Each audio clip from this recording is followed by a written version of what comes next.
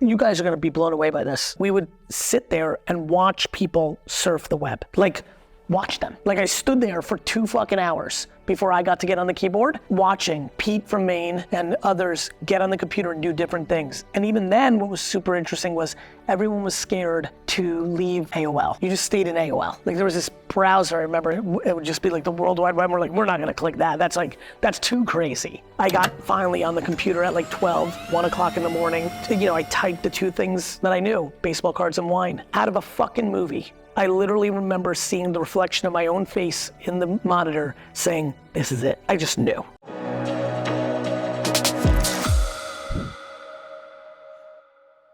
Welcome to In Search of Excellence, where we meet entrepreneurs, CEOs, entertainers, athletes, motivational speakers, and trailblazers of excellence with incredible stories from all walks of life.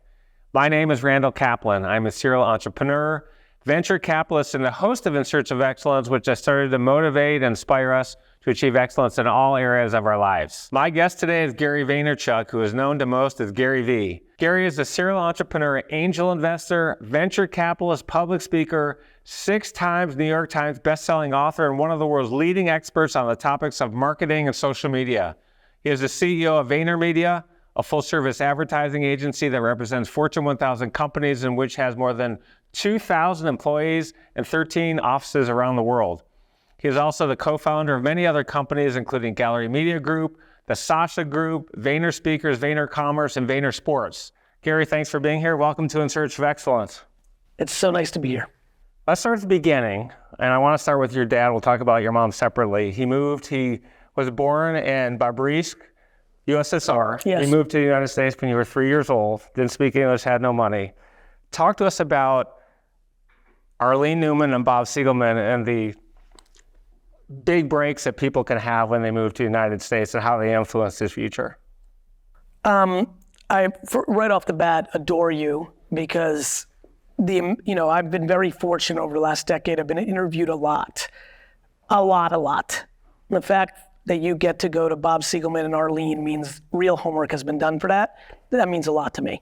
And it's really nice to actually have a platform to give them some love because my father was very inspired in 1971, 4 years before I was born, when Jack Siegelman, their parents, the father of Arlene and Bob, came back to America. Jack left the Soviet Union. Jack left the Soviet Union in the 20s, I believe, when you could still kind of get out right after the revolution.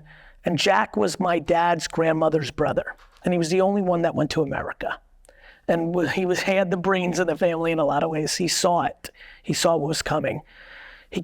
Jack is a much older man, came back to Russia in 71. And my dad was really taken aback by his statement when he just looked at my dad, who was 16 or so at the time, 18 at the time, and just said, you need to get to America.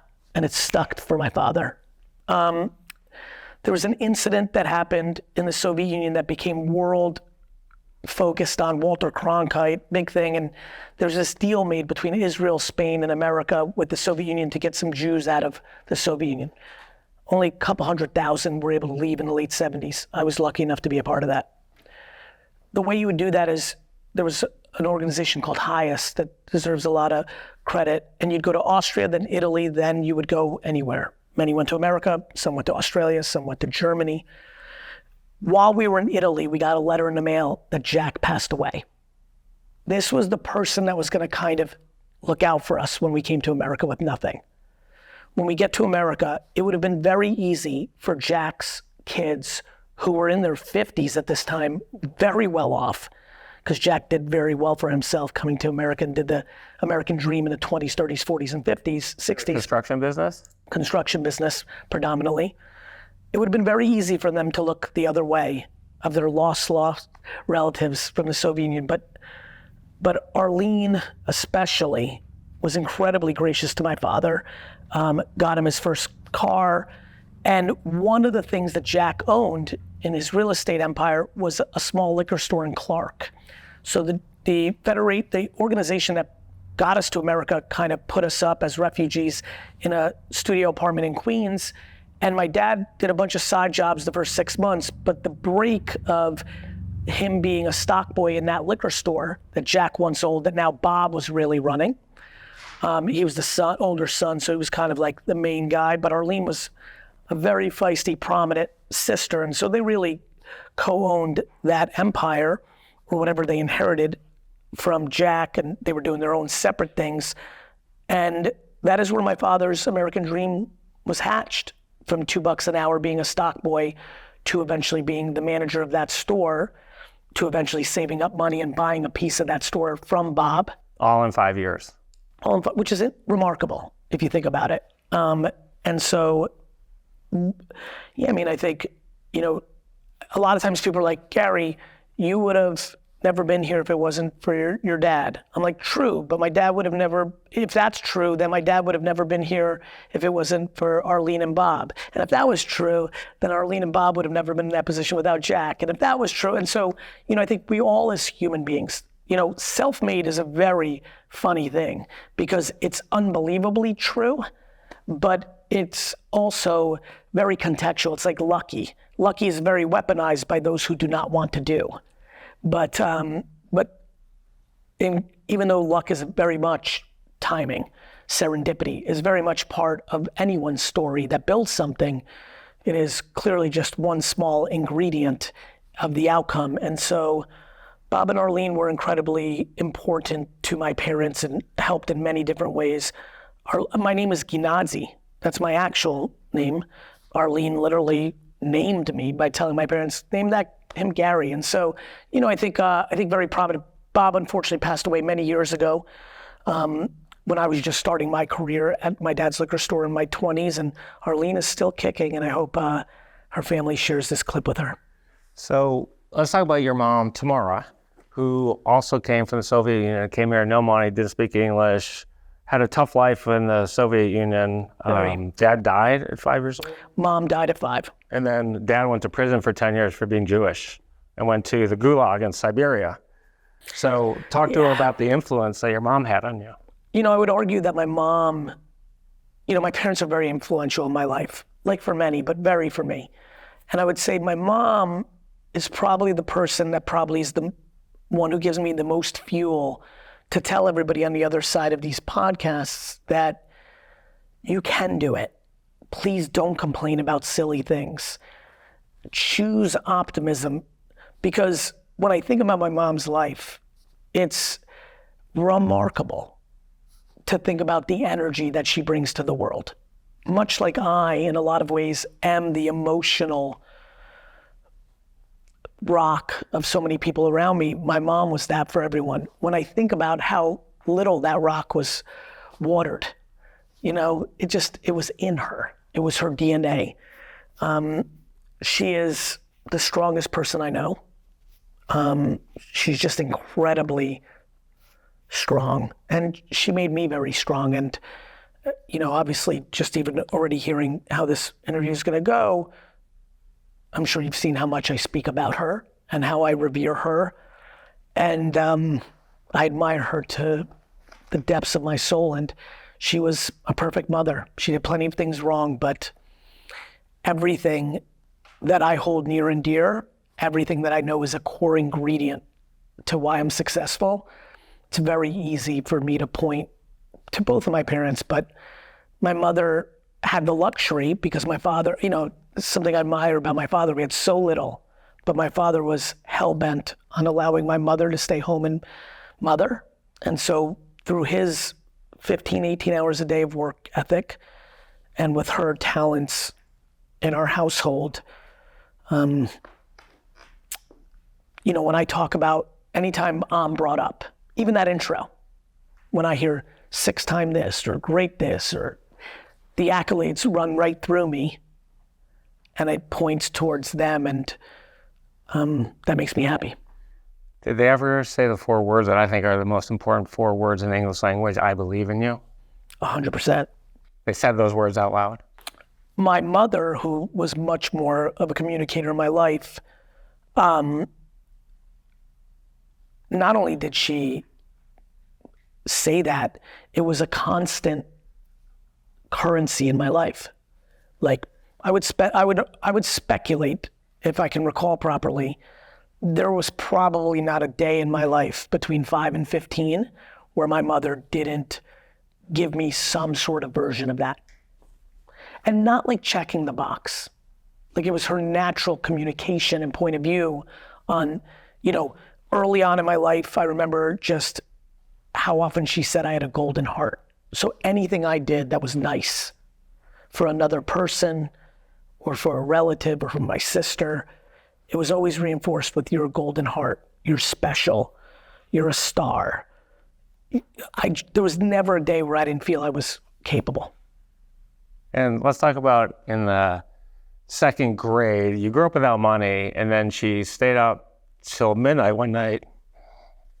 Yeah, I mean, this is a very emotional story for me. It's why it's pinned as my main Instagram post on my account. So, I moved to Edison, New Jersey, which is amazing because it was an incredible place to grow up in the 80s. And,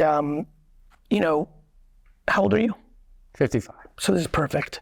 We grew up. One of my best friends is from there. From New Jersey or from Edison? Yeah, Edison. No way. Yeah.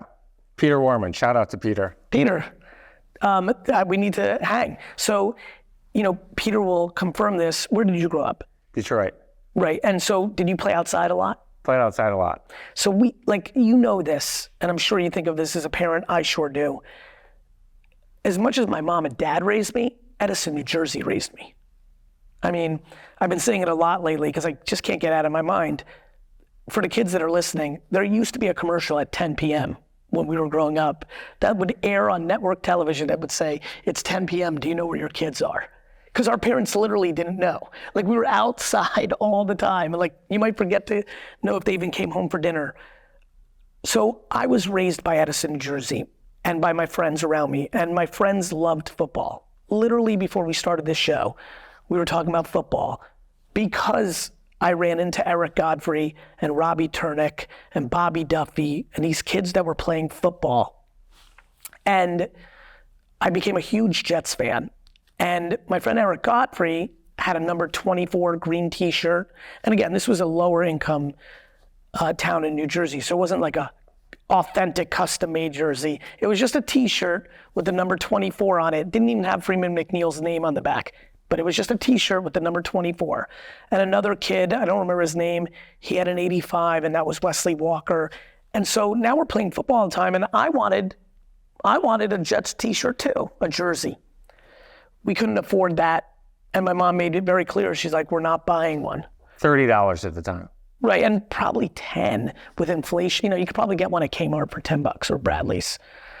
But we just did not. Like the only clothes we had as kids was the liquor t-shirts my dad would get as promotions from the store. Like literally, I did not buy a t-shirt until I was in college because every t-shirt we had was a liquor promo t-shirt. There were 8 of you in the studio apartment. Yes, my core family was 2.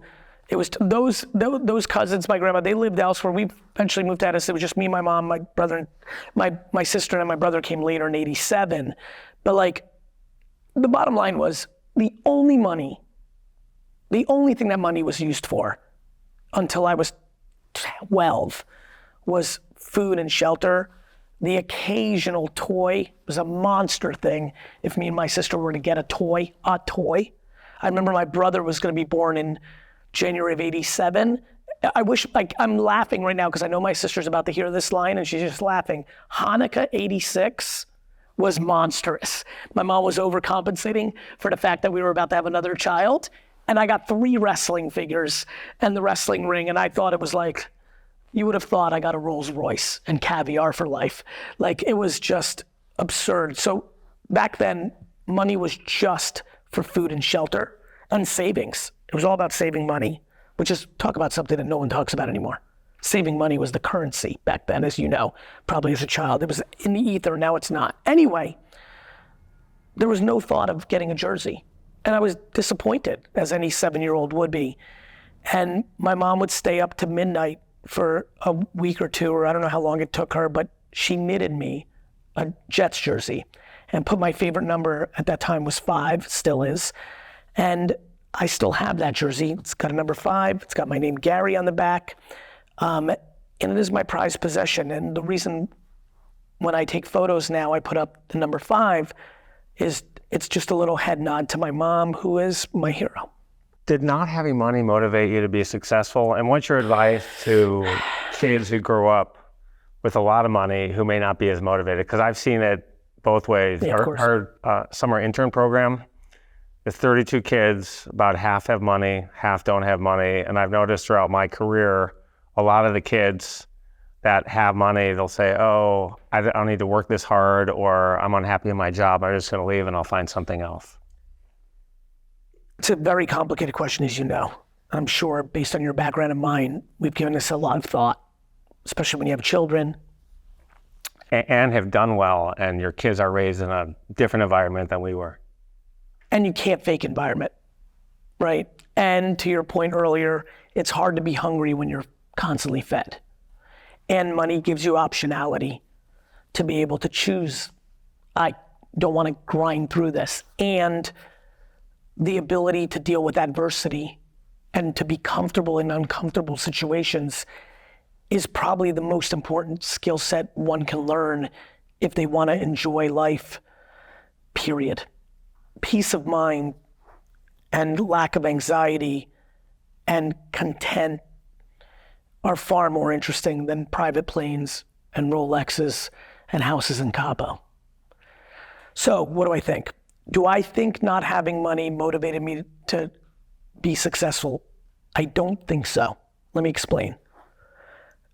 One of the things that's interesting about growing up in like Russia and then, or the Soviet Union, and then Queens in like the housing projects, and then Dover, and then Edison, I didn't even know what money was.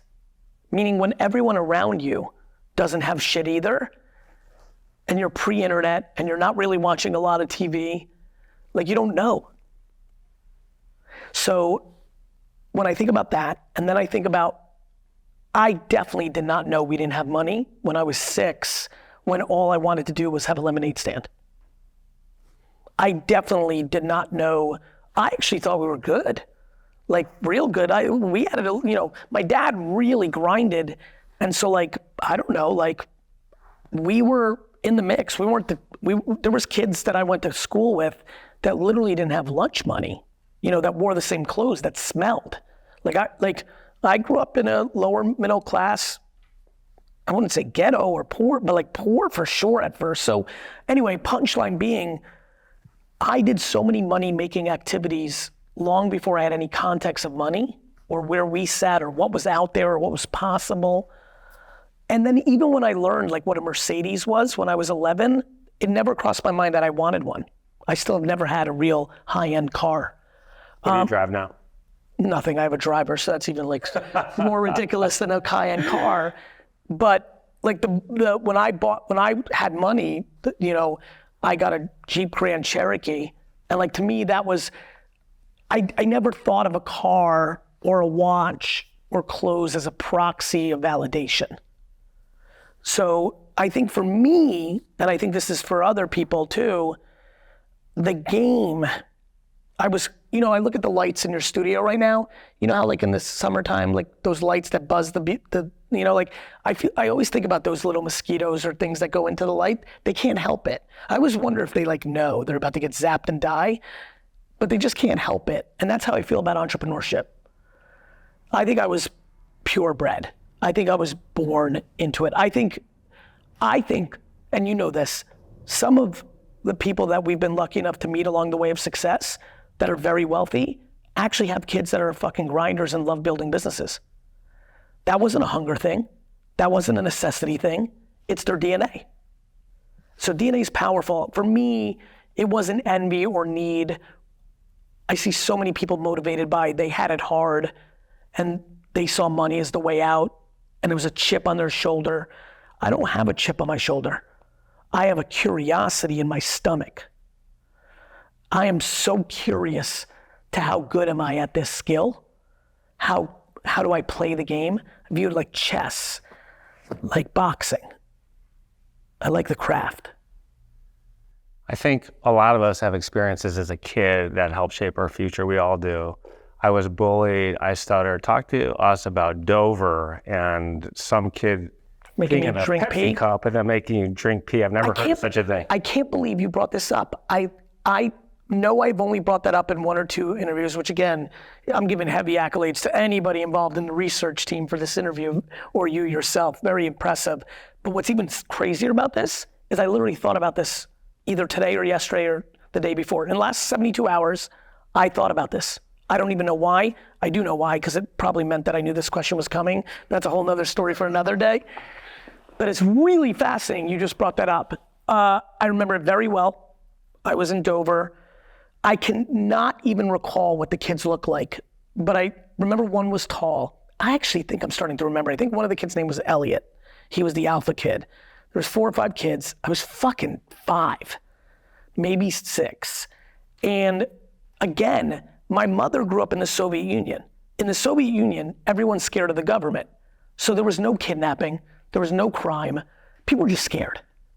What did that mean? It means kids were outside playing by themselves as early as 4, by themselves. I remember my mom telling me to take care of my sister when we moved to Edison. We played outside. We moved in August of '82. My sister was born in July. My sister was 3 and played outside with me without my mom anywhere near. Like, that's just how it was. So anyway, obviously, if that's how it was for me. We moved to Dover. I'm 5. I'm outside. Just fucking outside. You just literally, again, you may know this, you're just trying to find kids that are doing shit. I found these kids. They were not good kids. And yeah, I remember it vividly. Like, I remember, it's hazy, but it's vivid. You know, kid runs off to the side, pees in the Pepsi can. I'm very sharp. I have common sense. I'm not very, I have a lot of common sense and I'm sharp. That's a core strength of mine. I have good instincts. I know when dangers is around. Like I come from like street, not like the streets, but like I'm a Jersey kid. Like I'm not getting tricked. Like my wallet's not getting stolen. Like shit like that. So I knew something was like I knew what was. That's what I most remember about it. I knew that it wasn't Pepsi. But they were able to force me to take a sip. You know, like, and it's not fun to drink another kid's pee, you know, and Did you go home and tell your mom? And yeah, I'm sure, but like, you know, like the truth is like, I remember like not drinking it, like, you know, put it in the lips, you spit it out. I remember, you know, it's so crazy, and this was foundational for me. Bullying has never penetrated me, meaning even then, it's funny where my brain's going. It wasn't fun. Right? It wasn't like I enjoyed it. But I don't think of it as like this iconic event. I think of it as a good story that paints a picture of like not everything is rosy. But I can give you a lot of those events. Like when I think I had twins move in, big guys. They were Andrew and Gregory. They were in 5th grade when I was in 2nd grade in Edison. They were tough kids. They were the biggest kids in 5th grade. I was the smallest kid in 2nd grade, and we played football every day and did make pretend WWF wrestling. I was getting my ass kicked every day. And they were like bullying, definitely by bully standards. I view them fondly as my friends. I just think there was a lot of adversity. I'm sure, I mean, I cried all the time until I was 12. yeah, I'm very emotional. yeah. Like even you getting emotional is like starting to trigger me. Yeah. Like I can cry. I cried every day. I mean, almost. You know, my mom said, "Don't worry, you'll be more successful than all these kids one day," and it did. Yeah, I had a chip on my shoulder, big time. Yeah, and I, you know, to me, I'm competitive. Like I want to win. And maybe the chip is so deep that it doesn't even look, for me, it's just so healthy. I'm just always so happy. Like I want to win, but I don't want you to lose. Does that make sense? Yeah. Like when I compete, I don't think I'm taking something from someone. I love capitalism in its most purest form because it's just who's better. And then like, let's all go home. It's not a winner take all. It's very abundant. Anyway, back to the Pepsi story. Yeah, but like my mom, again, I mean, you have parents in 2025 going to like yell at teachers for a C. That wouldn't even registered on my mom's radar. Yeah. If I came home and said, Mom, these boys made me drink pee, she'd have been like, okay. Or my dad, like this is when my dad would show up once in a while. I remember one time we were playing baseball when I was more like 11 in Edison, and the guy in the corner like yelled at me and my friends, and like it was really not like nice. It was definitely like overly aggressive. And like I told my mom like told my dad, and my dad like rang the doorbell and said, don't do that to my son again. Like I was like, oh my God, my dad like showed up out of nowhere to like be a hero. I like that. Like, but yeah, my parents didn't like, it was the fucking 80s. You didn't get involved in like too much shit. Now everything's so fucking sensitive. Back then it was just like, like she would comfort me and then she would tell me to wipe it off. And it was easy for me to wipe it off. You mentioned you grew up with the gene, entrepreneurial gene. You had a lemonade stand at 6 years old. You thought about franchising. You did franchise. You set this up on a street called Tingley Lane. Street. Yeah, I mean, just so to make it clear for everyone, franchising was spending the whole day convincing my other friends to stand behind the lemonade stand so I could like pick up the cash at the end of the day. Okay, and then you did a number of different things as well. You sold blow pops back in the day. You sang Christmas carols as a Jew. Yes. So how does a Jew and that's Robbie Turning's favorite. This is the favorite one. Silent night. I got it all. Go ahead. Go ahead and sing a verse. No, I'm done. That's all I got. And this one is the one that I find most interesting. You picked flowers in your neighbor's yard and then you went back and you sold them the same flowers. So how did you do that in particular? And are entrepreneurs who aren't born with the gene as successful as those who are born with the gene? No, they're not. I mean, they're just not. And I'll jump to that part and I'll go back. Let me tell you why I believe that. I believe that anybody can get better at anything. But I do think talent is a real life thing. How can we not believe that? Back to me not wanting to go more verses, I promise you, if I sounded like fucking Aretha Franklin, I would have finished that song. Back to us talking about football, I promise you, if I was fucking Aiden Hutchinson, I'd be in the NFL. That's my boy right there. The best. To me, this concept that entrepreneurship is not a skill is a ludicrous one, if anyone believes it, which I don't think most people are confused by that. And so I believe everybody in this circle, I'm looking at everybody in the room right now, right? I believe that 8 of us all got different things. And entrepreneurial talent is one of them. And by the way, somebody in this circle who's less successful entrepreneur than you and I might actually have it. I think having it also draws you to it, back to the bug and the light, but let me play devil's advocate. But they didn't put in the hours against that talent. Like my brother loves golf now over the last 10 years. He's so frustrated that I won't take it up because he knows that the 8 or 10 times I've played with him, and he knows by the other sports we play with each other, I'm probably more naturally gifted at golf than he is.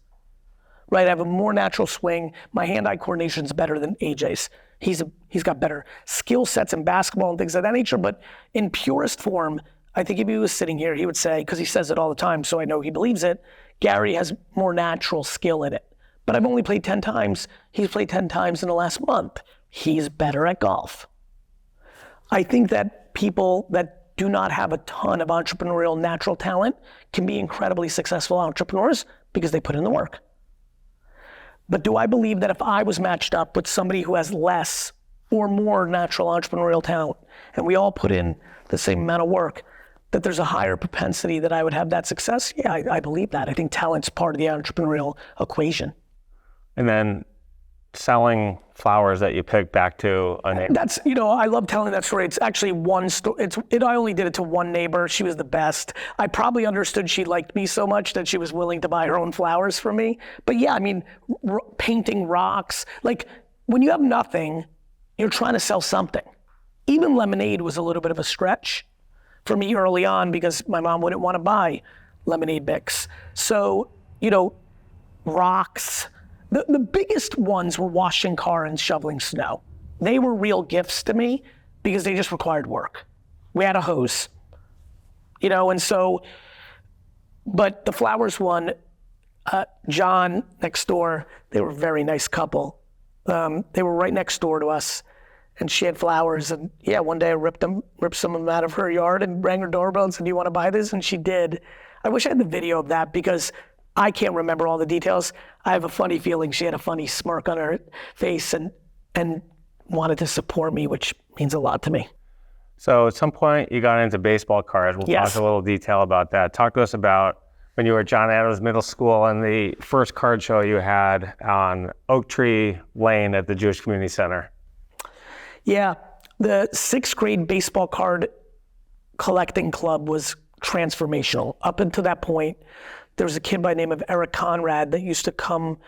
I didn't know about divorced parents back then, and I didn't even register me, but I was always like curious. I'm like, why is this guy only here in the summer? You know, like, because when I was in 2nd grade, I was young, but he was the first one that introduced me to baseball cards. He wasn't even actually a baseball card collector. He liked building card houses. You know, like taking playing cards and building. Yeah, we did those. Yeah, you did those? So I would go over his house in the summer, we met him. He stayed inside more than we did. He was like less active outside, but he would stay inside and he would make card houses. I thought that was cool. And so I'd come over once a week or once every 2 weeks and build a card house with him. I was into sports. I loved the Yankees at that point. And I remember like yesterday, we're in his basement. He brings out his cards, but this time there's baseball cards too to make the card houses. And I was like, what is this? That was like game changing, so cool. And then I remember he said we could get them at Krauser's. Krauser's was like a 7-Eleven in New Jersey. I promise your friend knows what it is. It was also on Oak Tree Road. We walked or took our bikes to Krauser's, and there they were, baseball cards. And I started buying them. And that was fine. And then again, another great New Jersey Edison story. There was a flea market on US 1, Route 1, the US 1 flea market, and me, my mom and my uncle and aunt went there to like pick up some groceries or something, just check it out. And there was a guy who had a baseball card booth, caught my attention, and he had a price guide. And I begged my uncle Misha to buy it for me, or my mom, one of them did. And now I came home and had a price guide. This is before Beckett, which is the big price guide. And it was CDM, I think, or something like that. Anyway, that was the first time I knew they were worth money. And I ran up to my room and looked up every baseball card I had. And like some of them worth like 30, and by the way, a card that I had being worth 35 cents was like striking fucking gold in Texas. I thought that was insane. And that started me getting really interested in 5th grade, and then 6th grade came and the tidal wave came. There was a baseball card collecting club. This was now 1986 when the whole card thing really started happening the first time in America. And that was the first big card boom, and I was in it. I was in it, affected by it. And then I did a card show at the JCC on Oak Tree Road, and I had the bug. And then the big one, the big first, that was like a half-ass card show. Like my friend really had the table, I kind of stopped by. My first card show was really me driving it was at the Phillipsburg Mall once I moved in 8th grade.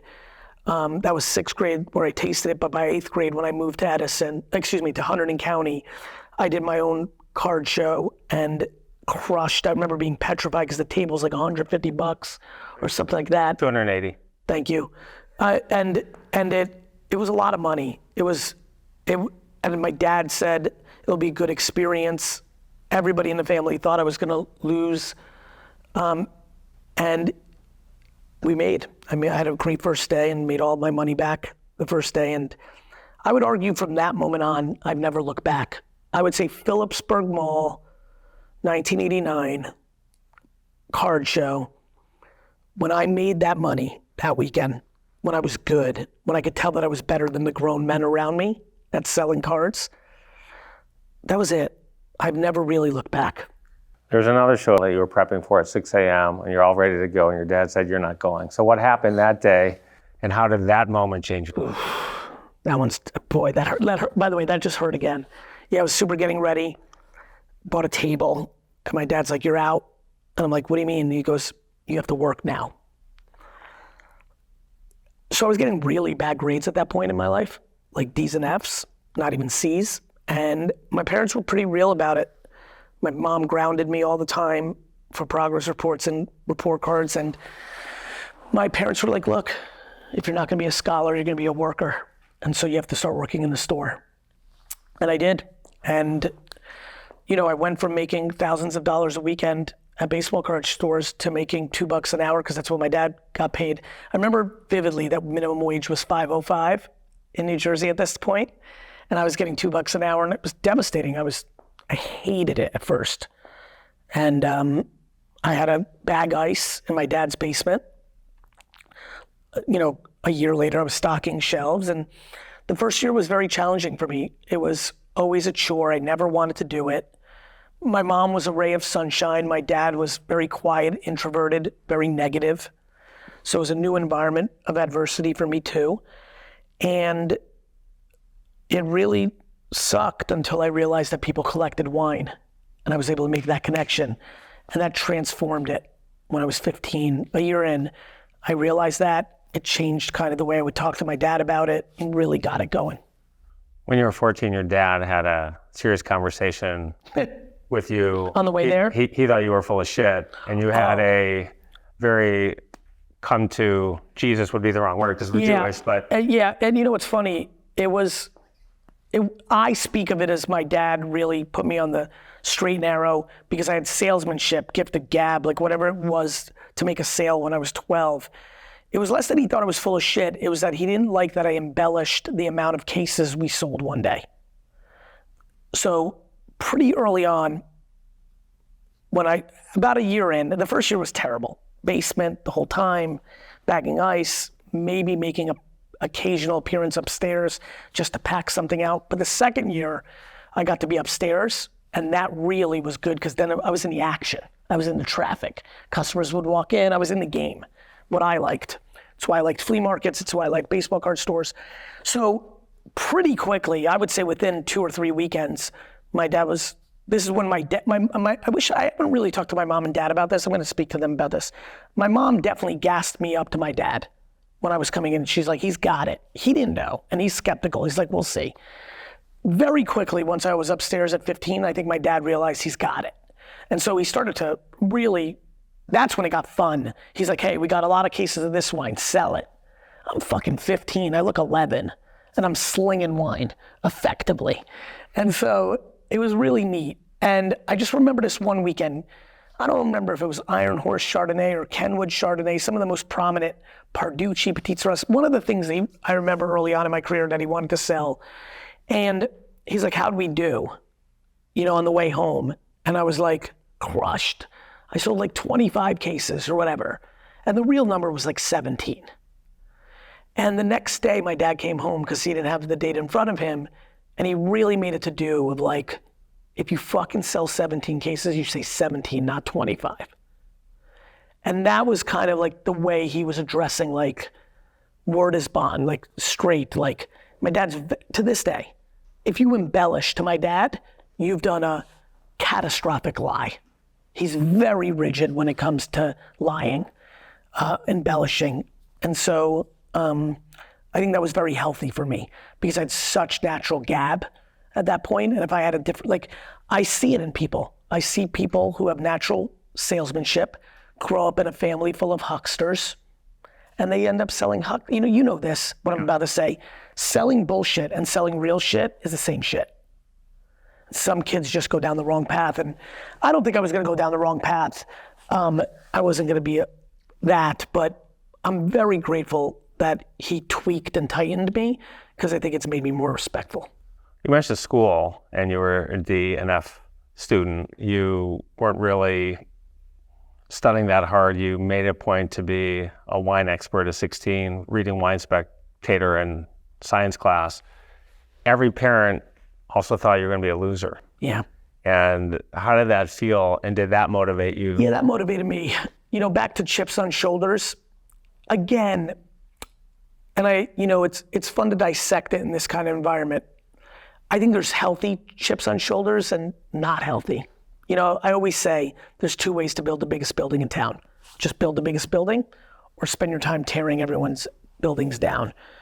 I'm definitely, it's funny, even as I'm trying to go in this direction in the conversation, I don't think it's fully true. Meaning, I don't remember saying to myself that Steve Nash's mom, lovely lady, Like, I could see she was disappointed when she would ask me about how I was doing in school, but it didn't leave me saying, like, I'm gonna fucking show, you know what I mean? Like, nobody was atrocious to me. Teachers, I remember Mrs. Stats, my sophomore and senior year math teacher, really be disappointed in her reaction and maybe a little razzy when I was a senior. But yeah, I mean, you know this. Were you a good student? That was my ticket out. So I graduated top 1% of my class at Michigan. So you know this. We all knew that we didn't even know that entrepreneurship was a ticket out when you and I were growing up. It wasn't in the ether. Not for me, at least. It was for you. Here at Michigan. We'll talk about Jeff Blau and the related companies in a minute. I love that. So maybe that, again, because you went to a strong university and you got exposed to more stuff. I can tell you for me, we were all propagandaed and brainwashed in junior high and high school that your college, where you go to college, is the unilateral, black and white, undisputed proxy and indicator to being successful. If you went to Harvard, you were gonna be successful, and if you went to community college, you were a fucking loser. And that's how the world was that I was living in. And so it was a huge currency, and I was adamantly debating it in my own head. I was completely convinced that I was going to be fiscally successful and emotionally successful.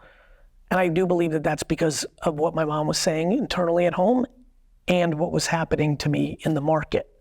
The merit of the market was speaking to me. I was making more money at card shows than grown men that were doing it full time for their profession. And that gave me huge confidence. So you end up going to Mount Ida College, which I'm sure everybody who's watching this podcast knows his favorite college. And your freshman year, you were playing Madden. And then what happened? Then Pete from Maine said, you gotta come and see this. And I go into a dorm room and there's a computer and I hear for the first time, cuckoo. I'm like, this is that internet thing, informational superhighway, World Wide Web. You guys are gonna be blown away by this. Literally, it was so crazy. We would sit there and watch people surf the web. Like, watch them. Like, I stood there for 2 fucking hours before I got to get on the keyboard, watching Pete from Maine and others get on the computer and do different things. And even then, what was super interesting was everyone was scared to leave AOL. You just stayed in AOL. Like, there was this browser, I remember, it would just be like the World Wide Web. We're like, we're not gonna click that. That's too crazy. You may get caught up. And yeah, I finally got on it late, because it was like, college life, right? If I recall, like, I didn't even get into that dorm room until like 10 p.m. I got finally on the computer at like 12, 1 o'clock in the morning, and I typed the 2 things that I knew, baseball cards and wine. And I mean, out of a fucking movie. It was right then, like literally if I was ever lucky enough to have a movie made of me, the scene would be accurate. It was that dramatic. I literally remember seeing the reflection of my own face in the monitor saying, this is it. I just knew. And what I knew quickly after that was that Amazon and eBay were the game. Pretty fast. Pretty fast, because it might have been second semester freshman year, it might have been 95 already. Or maybe I'm blurring it and maybe it was a year later. Within the first year of my journey, I just knew that this was gonna be it, and I wanted to be as great at it as possible. And I just studied it and would go to CompUSA, remember that retailer, and buy a magazine and read about it. So what I was doing with wine, I started doing with the internet. And I remember just really being fascinated by it. And the only obsession I had was, I'm gonna take my dad's liquor store online. Because at that point I was already pot committed that I was gonna go to the family business, and I was very focused. And this only deeply immigrant kids, I think, will understand me right now. This is hard, I think, for an American kid to understand. Based on American culture, it's not good or bad, but I was obsessed. That would be the word I would use. I think there's a lot of American kids who are excited to help their family business as long as it helps them. I think immigrant kids will understand this. I was obsessed with building up the family business for my parents. And even today, even as I say that, I'm like, almost like, was I brainwashed? Am I that noble? Did my parents do such a good job and I had such a good understanding that I would still get mine later? I don't know, but I think it was very unusual. I remember people thinking it was unusual. I don't know if I was addicted to the nobleness of it, but at that point in my life, before I saw the internet, like junior year of high school, 2 years earlier, 3 years earlier, I was like, I'm gonna go and fucking crush for my parents because I can. And so all I was obsessed with is, this is how I'm gonna crush for because originally I thought I was gonna open 100 stores. I always thought I was gonna build the Toys R Us of wine. My framework was CompUSA and Staples and McDonald's and Toys R Us and Walmart. There was no Amazon and eBay to look to. But that was the night I decided I was gonna build it through that, and I did that. You're listening to part 1 of my incredible interview with Gary Vee. Be sure to tune in next week to part 2 of my incredible conversation with Gary.